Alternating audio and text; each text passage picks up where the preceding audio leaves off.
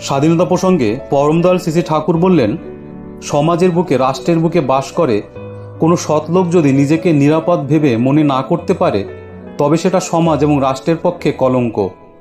Independence অর্থাৎ স্বাধীনতা যদি পেয়ে থাকো, তবে তোমার রাজা আমি, আমার রাজা তুমি।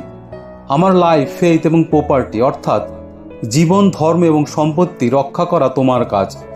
তোমার ফেইথ, লাইফ এবং প্রপার্টি রক্ষা করা আমার কাজ।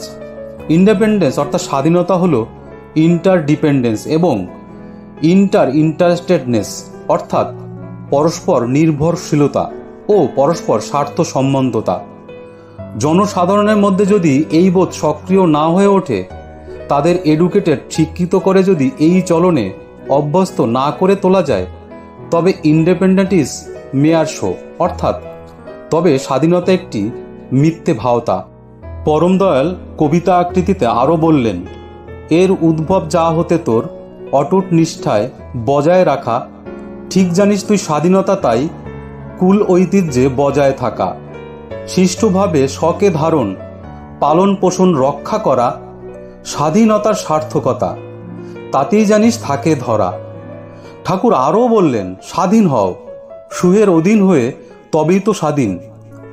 সঙ্গীনতান্ত্রিক স্বাধীনতা স্বাধীনতা নয় কো, সুসংগত বৈশিষ্ট্যপালী আপূর্বমান সত্তাপোষণী অনুশাসনদীপ্ত স্বাধীনতাই প্রকৃত স্বাধীনতা, নয়তো তা ভুয়ো বিপদ সংকুল।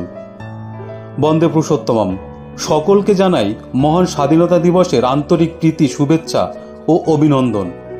জয় গুরু। ভিডিওটি ভালো লাগলে চ্যানেলটি সাবস্ক্রাইব করে আমাদের সঙ্গে থাকবে।